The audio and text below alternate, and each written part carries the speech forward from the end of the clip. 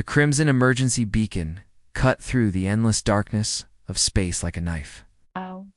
Its desperate pulse traveling 300 light-years before finally reaching the forbidden zone around Earth's solar system. The signal was old, corrupted by its long journey, but its message was crystal clear. The galaxy was dying. Admiral Kim Dae-ho stood motionless on the command bridge of humanity's flagship, the Eternal Guardian. At 52, his face bore the scars of countless battles, each line telling a story of humanity's struggle for survival. The holographic projector in front of him flickered to life, casting an eerie blue glow across the darkened bridge as an alien figure materialized before him. The creature was tall and thin, its pale silver skin that seemed to shimmer in the artificial light. Its large dark eyes held a terror that Dae-ho had never seen before, not even during humanity's darkest days. When it spoke, its voice shook with barely controlled panic. By order of the Galactic Council, the alien diplomat began, its words translated by the ship's computer into perfect Korean. We request. Number. We beg for humanity's aid. The Void Reapers have awakened from their eternal slumber. Captain Park Ji-woo, standing beside his commander, let out a harsh laugh that echoed through the silent bridge. 20 years, he said, his voice dripping with bitterness.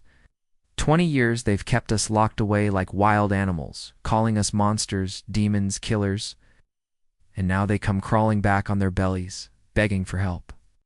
The bridge crew remained perfectly still, their faces showing no emotion. But Dae-ho could feel the anger radiating from every man and woman under his command. They remembered the quarantine, the isolation, the way the entire galaxy had turned its back on humanity when they needed help the most. The holographic message continued, and the aliens' terror became even more apparent. The ancient machines have returned from the void between galaxies. They consume everything in their path: planets, stars, entire civilizations. Our greatest fleets, ships that have kept peace for 1,000 years, were destroyed in minutes. Reality itself bends before their weapons. Lieutenant Commander Lee So-min looked up from her tactical station, her young face pale with concern. Sir, our long-range sensors are picking up massive energy readings, heading straight for the refuge worlds. If these Void Reapers reach the sanctuary planets, she didn't need to finish. Everyone on the bridge knew what the refuge worlds meant. 43 billion souls lived there, the galaxy's most delicate species, being so fragile that they couldn't survive normal evacuation procedures. Some would die from loud sounds, others from bright lights or sudden movements. They were the forgotten ones, the species too weak to defend themselves in a galaxy full of predators. Dae-ho closed his eyes for a moment, thinking of his daughter. Manumed back on Earth, she was safe behind humanity's defensive barriers, protected by the same isolation that the galaxy had forced upon them. But those refugees had no such protection. Signal the fleet, he commanded, his voice cutting through the tension like a blade. All ships prepare for immediate hyperspace jump. We're going to war. Admiral Ji-woo stepped closer, placing a firm hand on his commander's shoulder. Sir, with respect, they abandoned us. When the plague struck our outer colonies, when our people were dying by the millions, where was the Galactic Council then? They watched us suffer and did nothing. The bridge fell silent except for the steady hum of the ship's engines. Every crew member remembered those dark days when humanity fought alone against a disease that had already wiped out 3 other species. The galaxy had quarantined them, not to help, but to protect themselves from the violent Deathworlders, who might spread their infection. Dae-ho turned to face his second-in-command, his eyes hard as steel.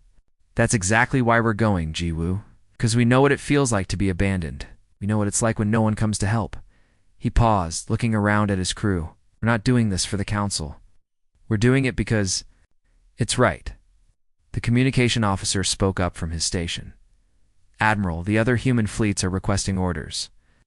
Admiral Cho Min-ho with the 2nd Fleet, Admiral Yoona So-jun with the 3rd, and Admiral Kung Hae-won with the 4th R. All standing by. Tell them we move as one, Dae-ho replied. 200 ships, 50,000 crew members. Today, we show the galaxy what humanity really stands for. Throughout the massive ship, Alarms began to sound as the crew prepared for battle. In the engine rooms, Chief Engineer Choi Min-seok pushed the fusion reactors to maximum power. Fighter bays pilots, like Squadron Leader Naim Tae-hein, ran final checks on their craft. Marines under Colonel Lee Dong-wook loaded their weapons and said quiet prayers. "Hyperspace jump in 30 seconds, announced the navigation officer. As the countdown began, Daeho thought about the irony of it all. For decades, the galaxy had feared humanity's violent nature. Their ability to survive on a death world that would kill most other species within hours. They had been treated like monsters, kept isolated and alone, but now, when ancient horrors threatened to devour everything, it was those same monsters who were rushing to the rescue. It was humanity's violence, their stubborn refusal to give up that might save billions of innocent lives. "Jump successful, Admiral," came the report. All ships accounted for. Course set for the refuge worlds. Through the viewing ports, stars stretched into lines of light as humanity's greatest fleet raced through hyperspace toward a battle that would change everything. They were no longer the quarantined outcasts of the galaxy. They were its protectors. Whether the galaxy wanted them or not, the human fleet tore through hyperspace like bullets through water, their massive engines screaming as they pushed beyond safe limits. When they finally dropped back into normal space at the edge of the refuge system, what Admiral Kim Dae-ho saw through the main view screen made his blood run cold. Chaos. Pure. Absolute chaos stretched out before them across millions of kilometers of space. Hundreds of evacuation ships drifted like lost leaves in a hurricane, moving so slowly they barely seemed to be moving at all. Orbital stations designed to handle maybe a few thousand passengers were packed with millions. Their life. Support systems failing under the impossible load. Admiral Communications Officer Shin Hae-jin called out from her station, her usually calm voice cracking with stress. "I'm picking up over 15,000 separate distress signals. Medical emergencies, power failures, structural collapses. Sir, the other galactic fleets. There. Gone. They've all retreated to the outer rim." Dae-ho gripped the railing in front of him, his knuckles turning white. Of course they had run. When faced with an enemy they couldn't defeat, and refugees they couldn't easily save, the so-called civilized species had done what they always did. They had saved themselves first. Through the massive viewing windows, he could see the strangest sight of his military career. Floating in the void were enormous transparent spheres, each one the size of a city block. Inside these biodomes, crystalline figures moved with impossible grace, their bodies catching and reflecting light like living diamonds. These were the Valter. Beings so delicate that their crystalline skeletons would literally shatter if exposed to sound waves louder than a whisper.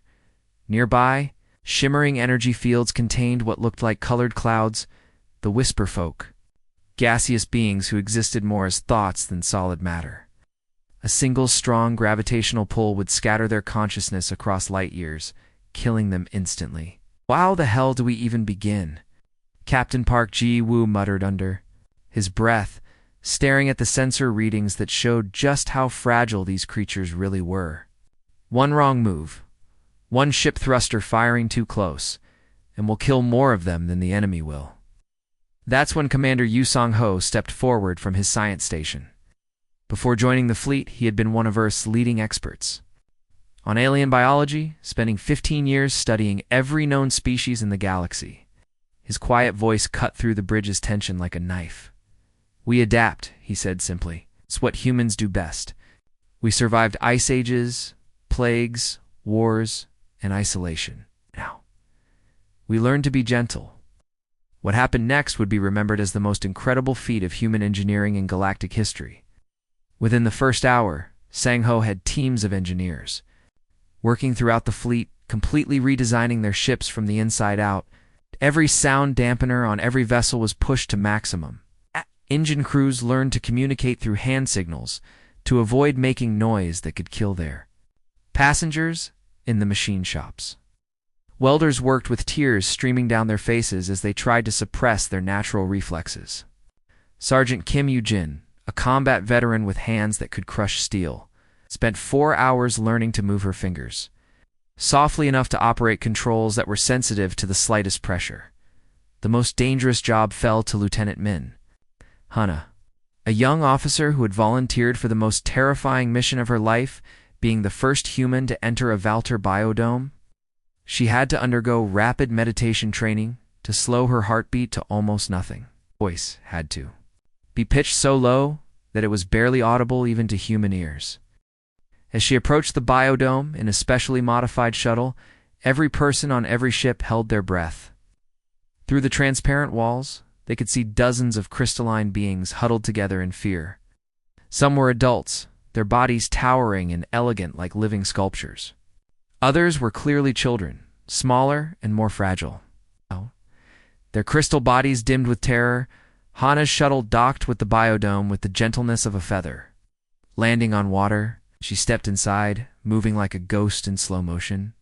The Valter backed away in fear. They had heard stories of the violent Deathworlders, the monsters from the Forbidden System who could kill with their bare hands. But then something incredible happened. Hana knelt down in front of a group of Valter children, her movements so slow and careful that she seemed to be underwater. When she spoke, her voice was barely a breath of wind. "Hello," she whispered in their language, words that Sang-ho had taught her phonetically. "My name is Hana. We're here to help." The children's crystalline bodies began to glow with soft musical harmonics, their way of expressing emotion. One small Valter child, no bigger than a human toddler, but made entirely of living crystal, slowly approached her. Oh. When Hana extended, her hand moving with infinite patience, the child touched her finger with one of its own crystal appendages. The harmonic song that filled the biodome was so beautiful that every human monitoring the mission found themselves crying. It was pure gratitude, pure trust, pure hope given voice through crystal resonance. "They're not just refugees," Hana reported back over the cum, her own voice thick with emotion. "They're families. The children have names. This little one is called Light Through Morning Mist.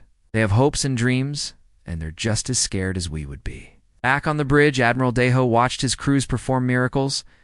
Human Marines who had trained their entire lives to be efficient killers were now cradling gaseous alien infants in specially designed containment fields. Engineers who built weapons of war were crafting nurseries that could house beings made of pure thought. But their time was running out. Long-range sensors were picking up massive gravitational distortions at the edge of the system. Space itself was beginning to warp and twist as something enormous approached through hyperspace. Admiral Tactical Officer Kim Jamin called out, his voice steady, despite the fear in his eyes. "Long-range sensors are detecting massive energy signatures. Whatever's coming is bigger than anything in our databases." The proximity alarms began to scream across every ship in the fleet as dark shapes began materializing at the system's edge. The Void Reapers had arrived, and they were beyond anything humanity had ever faced. Ancient machines the size of moons, their surfaces rippling with dark energy that seemed to bend light itself around them. Deho looked at his tactical display, then at the millions of helpless refugees still being loaded onto evacuation ships with painful slowness. They needed at least 12 more hours to complete the evacuation, but the enemy would be on them in less than 2. "All ships," he announced over the fleet-wide cum, "prepare for the fight of our lives. Today we find out what humanity is really made of. All hands, battle stations." Admiral Kim Daeho's voice boomed through every corridor.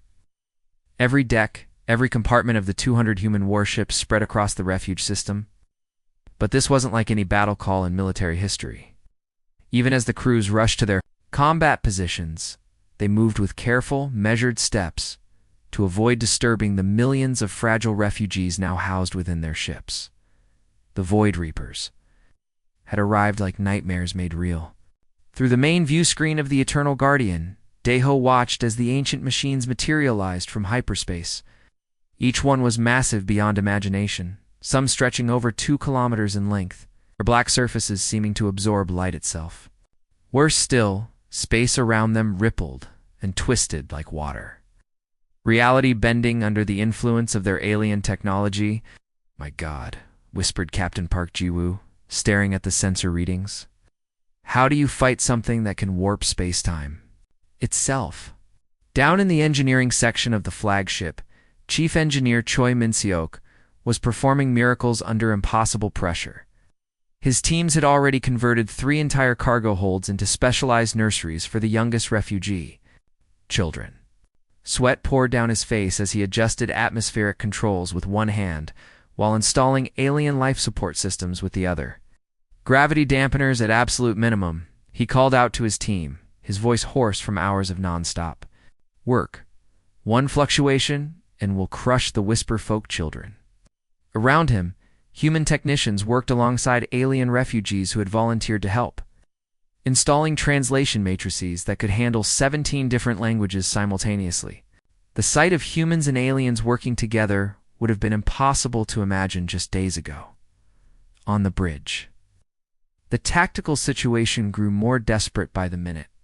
Captain Park Ji-woo coordinated the evacuation with the precision of a master chess player, but the pieces on his board were millions of lives hanging in the balance.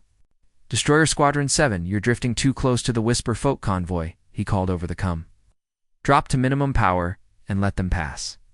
Remember, their children will die if they feel our engine wash." Lieutenant Commander Lee So-min stared at her tactical display, her face pale as she calculated the impossible mathematics of their situation. Human ships were spread throughout the system, each one carefully positioned to shield evacuation convoys from the approaching enemy. But the numbers didn't lie. "Admiral," she reported, her voice tight with stress, "at our current evacuation speed, we can maybe save 60% of the refugees before the Reapers reach the inner system. The rest, ... double quotes, she didn't need to finish. Everyone on the bridge understood what would happen to the billions of beings they couldn't save in time." Daeho's jaw tightened as he watched the tactical display. The Void Reapers were moving slowly but steadily toward the refugee worlds, their weapons already beginning to charge. Reality itself seemed to bend around their dark holes, creating gravitational distortions that could be felt across the entire system. "Then we buy more time," he declared, his voice carrying the weight of absolute determination. "Signal Captain Nam In-soo on the Iron Will. Tell him his squadron has just volunteered for the most important mission in human history." Happened next defied every principle of military tactics ever written. The heavy cruiser Iron Will and her escort ships, 12 vessels in total, turned away from the evacuation routes and charged directly toward the Void Reaper fleet. They were massively outnumbered and outgunned, facing enemies that had destroyed entire galactic armadas in minutes. But they weren't attacking to win. They were attacking to buy time, Captain Nam. In-soo's voice crackled over the fleet communications as his ship's hull began to glow under the stress of reality-warping weapons. "All ships, execute pattern Delta 7. Hit and run, maximum evasion. We're not here to destroy these things, we're here to make them angry enough to chase us away from the refugees." The Iron Will dove between 2 massive Reaper vessels, her guns blazing. The human weapons barely scratched the ancient machines' hulls, but that wasn't the point. Nam's ships danced through space like fighters, too small and fast for the Reapers. Massive weapons to target effectively, but just annoying enough to draw their attention. "Come on, you ancient rust buckets," Nam muttered, as his ship shuddered under another reality distortion blast. "Chase us. Take the bait," and it worked. 4 of the largest Reaper ships peeled away from the main fleet, pursuing Nam's squadron, deeper into the system and away from the evacuation routes. Every minute they bought meant thousands more refugees could be saved. Meanwhile, behind the battle lines, Commander Yu Sang-ho had transformed human destroyers into something unprecedented. Warships that served as mobile hospitals and nurseries. The destroyer Gentle Thunder now housed over 8,000 refugee children from 12 different species, each one requiring different atmospheric conditions, gravity levels. In care, in one of the ship's converted quarters, Sergeant Kim Yujin knelt beside a dying Velter elder. The crystalline being's body was fractured, its light growing dim as its life force faded. Yujin had learned enough of their language to offer what comfort she could. Her voice kept to the barest whisper to avoid causing the creature pain. "Your children are safe," she promised, her words barely audible even to her own ears. "Little Light through morning mist and all the others there aboard the sanctuary ships heading to the safe worlds. They'll remember your songs. The Veilta Elder's body resonated with harmonic frequencies that needed no translation. Pure gratitude, deeper than any human emotion, flowed through the crystalline being's final song. The alien was thanking her, thanking humanity for caring about children that weren't even their own species. Yujin, hardened Marine, who had seen combat on a dozen worlds, found tears streaming down her face. This was why they fought, not for territory or resources or political power, but for moments like this, for the chance to look into the dying eyes of a stranger and promise that their children would live. Throughout the fleet, similar scenes played out in countless variations. Human engineers worked alongside gaseous whisper folk to repair damaged life support systems. Human doctors learned alien physiology on the fly to treat species they had never encountered before. Human Marines, trained to be killers, sang lullabies in languages they couldn't pronounce to comfort terrified refugee children. On the bridge of the Eternal Guardian, Admiral Deho watched the tactical display as his forces were slowly overwhelmed. The Void Reapers were adapting to human tactics, their weapons beginning to target the evacuation convoys directly. In the distance, he could see the Iron Will listing heavily, her hull cracked and bleeding atmosphere into space. Captain Nam's sacrifice had bought them precious time, but it wasn't going to be enough. Admiral Communications Officer Shin Hai-jin called out, her voice filled with something Deho had never heard before. Hope, I'm receiving transmission from the outer system. Multiple hyperspace signatures, sir. ... What? The galactic fleets are returning. Through the view screen, space began to tear open as dozens, then hundreds of ships emerged from hyperspace. The same fleets that had fled days earlier were coming back, but they weren't alone. With them came civilian vessels, cargo haulers, even luxury yachts. Every ship in the galaxy that could carry passengers was converging on the refuge system. Right.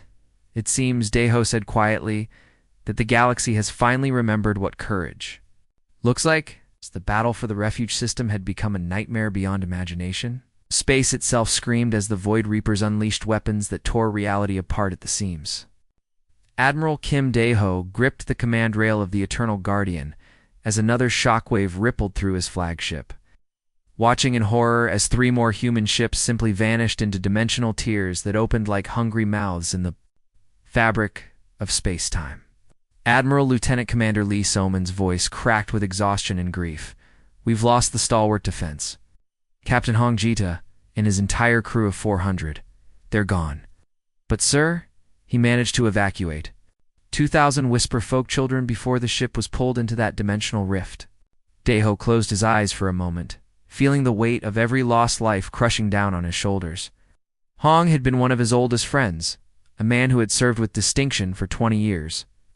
Now he was gone, along with 400 brave souls who had volunteered for this impossible mission knowing they might never see home again. Understood, he said quietly, his voice steady, despite the storm of emotions raging inside him. Every red dot that disappeared from his tactical display represented not just a ship, but hundreds of human lives, mothers and fathers, sons and sons, daughters who had chosen to stand between the galaxy's most vulnerable and certain death. On the outer edge of the battle zone, Captain Park Ji-woo fought a desperate running battle aboard the destroyer Last Hope. His ship was dying around him, hull breaches venting atmosphere into space, engines sputtering and failing after taking direct hits from reality-warping weapons. But in his cargo holds 3,000 refugee children from 6 different species, huddled together in makeshift shelters, their lives depending on his crew's ability to keep the ship together just a little bit longer. Captain, his helmsman called out over the screaming alarms, we can't maintain this speed. The port engine is completely gone, and the starboard is running at 20% power. We're falling behind the convoy. Gi-woo looked at his tactical display with grim understanding. Behind him, the final evacuation convoy was still struggling to load the most delicate refugees, being so fragile that transferring them between ships required hours of careful preparation. One wrong move, one sudden acceleration, and hundreds would die from the stress alone. Ahead of him, A massive Reaper vessel was closing in, its dark hull crackling with energy as its weapons charged for another devastating attack. He had a choice to make, and there was really only one choice a human could make in this situation. "All stop," he commanded, his voice calm and clear. "Sir!" His navigation officer looked at him in confusion. "You heard me? All stop. Signal the convoy. Tell them they have 2 hours to complete the evacuation." Gi Wu turned to face his bridge crew, seeing his own determination reflected in their faces. These were good people, volunteers who had signed up to protect the innocent. They understood what he was asking of them. "Signal Admiral Deho," he continued, his voice growing stronger. "Tell him that the last hope is making her final stand." The destroyer slowly turned to face the approaching Reaper, a tiny speck of metal and flesh standing against a machine the size of a mountain. In the cargo bays below, Lieutenant Minhana gathered the refugee children around her, her voice soft and gentle as she sang them ancient lullabies in their native languages. Some were crystalline Velter younglings whose bodies chimed like bells. Others were gaseous whisper folk children who glowed with soft colors as they listened to her voice. "Don't be afraid," she whispered to them as the ship shuddered under. "Enemy fire. The brave humans will protect you. We always protect the little ones." Back on the flagship, Admiral Deho watched the tactical situation deteriorate with each passing minute. Half his remaining fleet was tied up protecting the evacuation. Convoys moving at speeds so slow they were sitting ducks for the enemy's weapons. The other half was engaged in a desperate delaying action, trying to keep the main Reaper force away from the refugee ships. But they were losing. For every Reaper they managed to damage, 2 more human ships were destroyed or pulled into dimensional rifts. "Commander Yu Sang-ho," he called to his science officer, desperation clear in his voice. "Tell me you've found something. Anything." Sang-ho looked up from his console, his face haggard from hours of non-stop analysis. His uniform was soaked with sweat, and his hands shook from exhaustion, but his eyes held a spark of hope. "The Reapers. Reality distortion fields," he said, his voice hoarse. "They're incredibly powerful in normal space-time, but I've been studying the quantum signatures from their weapons. In the dimensional foam between realities, their own technology becomes unstable. Speak plainly, Commander. What are you saying? If we can lure the main Reaper mothership into one of those dimensional rifts, their own weapons might create a cascade failure. The feedback would destabilize their entire fleet."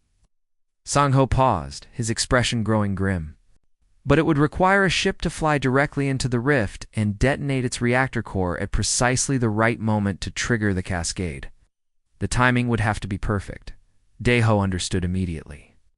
It was a suicide mission with no chance of survival.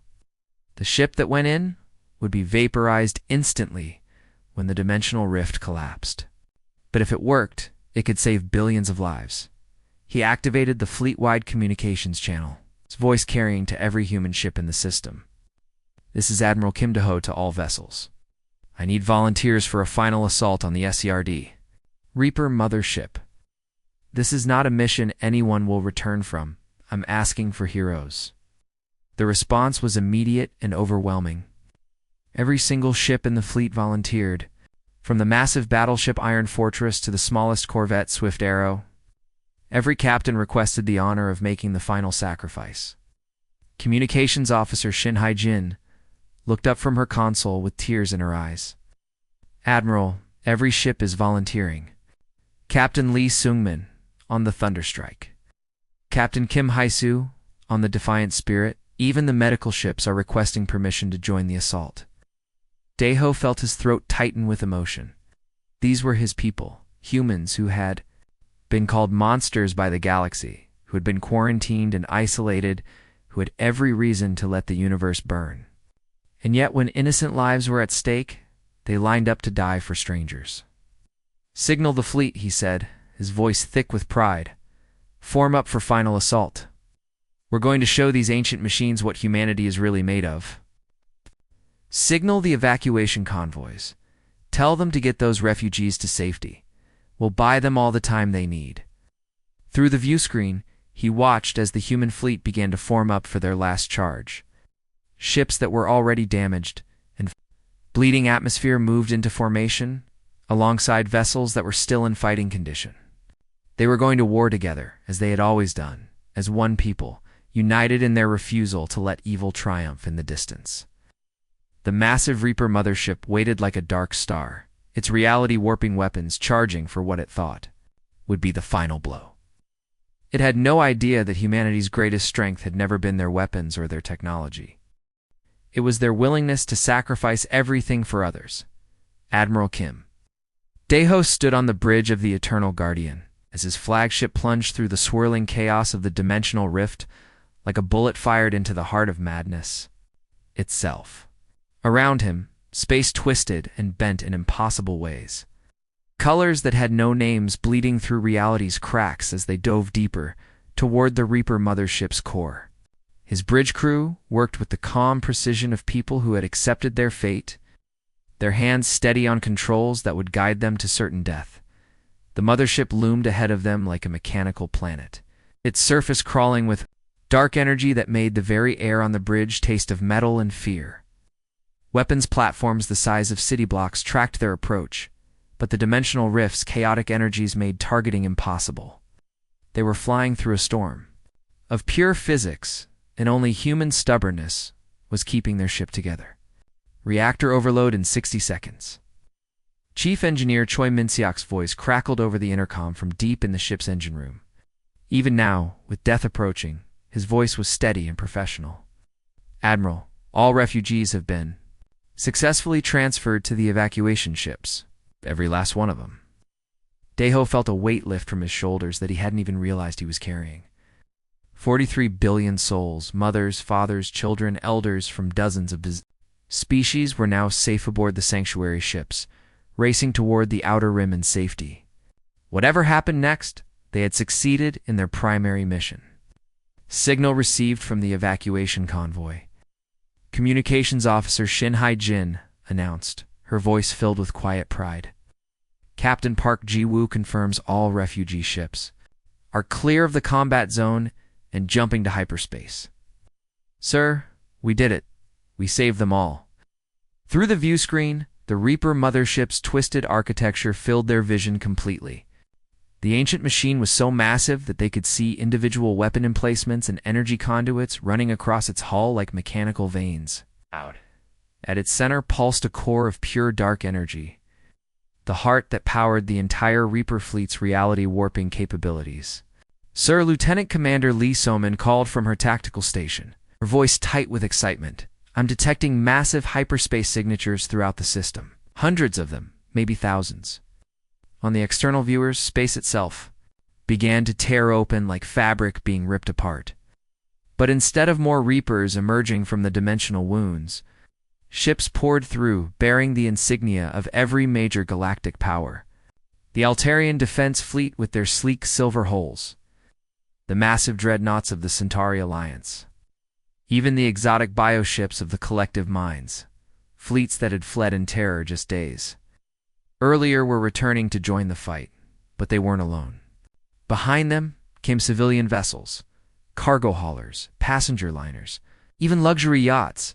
Every ship in the galaxy that could mount a weapon or carry a refugee was converging on the battlefield. The sight was so overwhelming that several bridge officers stopped their work just to stare in amazement. My God, whispered Captain Park Ji-woo over the come from his position with the evacuation fleet. The entire galaxy is here. They're all fighting together. But even more incredible than the arriving fleets was what happened next. From the biodomes of the evacuated refugee ships came something that defied all military logic. The refugees themselves were joining the battle. The Valtor, those crystalline beings so fragile that a whisper could kill them, were creating harmonic interference patterns that scrambled the Reaper's targeting systems. Their crystal bodies resonated in perfect harmony across light years, turning their fragility into a weapon of pure sound. Meanwhile, the Whisper folk, gaseous beings who existed more as living thoughts than physical matter, were carrying communications across the battlefield faster than light itself. Messages, tactical data, and coordination signals flowed between allied ships with impossible speed as the gaseous aliens became a living communications network. "The entire galaxy is fighting as one," Shin Haizhen whispered, tears streaming down. Her face as she watched species that had never cooperated before working together. With perfect coordination, Commander Yu Sang-ho looked up from his science console, his face pale but determined. "Admiral, the quantum cascade is building. The Reaper Zone reality distortion field is becoming unstable. If we detonate our reactor core now, at precisely the right moment, the feedback will spread through their dimensional network and destroy the entire fleet." Daeho understood. This was it, the moment that would either save the galaxy or condemn it to eternal darkness. He activated the fleet-wide communications one final time, his voice carrying to every human ship, every alien vessel, every refugee who had found the courage to stand and fight. "This is Admiral Kim Daeho to all forces," he began, his words steady and clear. "Today, humanity has proven that our greatest strength was never our capacity for war, but our refusal to let the innocent suffer. To every refugee we saved, to every species we protected, to every child who will grow up free because of what we did here, remember us not as destroyers, but as guardians." He turned to face his bridge crew, these incredible men and women who had followed him into the abyss without hesitation. "It has been the greatest honor of my life to serve alongside you all." As the Eternal Guardian reached the heart of the Reaper mothership, Chief Engineer Choi Min-seok initiated the final reactor overload. The explosion that followed was unlike anything the galaxy had ever seen, a burst of pure, human determination that tore through the dimensional rift and turned the Reaper's own reality warping technology against them. The ancient machines, masters of destruction for millions of years, were consumed by the very forces they had wielded, one by one, across the entire system. The massive Reaper ships collapsed into dimensional singularities, or dark holes crushed by the weight of twisted spacetime. The victory was felt across the galaxy like a wave of pure relief. On refugee ships, parents held their children close and whispered the names of the humans who had died to save them. On homeworlds that had been marked for destruction, entire populations looked up at the stars and understood that they would live to see another day. But perhaps the most profound change came in the years that followed. The quarantine of Sol was not just lifted, it was ceremonially destroyed in a celebration that lasted for months. Humanity took its place in the galactic community, not as the feared Deathworlders they had once been called, but as the most trusted protectors in known space. Human ships became the guardians of the weak, the defenders of the innocent, the first responders when disaster struck. Whenever someone asked how beings once so feared could become so beloved, the answer was always the same. They were never monsters. They were guardians who looked like monsters to those who had never needed guarding. And when the galaxy needed heroes, they showed us what real strength looks like. Not the power to destroy, but the courage to sacrifice everything for others. In the end, humanity's greatest victory wasn't conquering the galaxy, it was teaching the galaxy how to be brave. The end.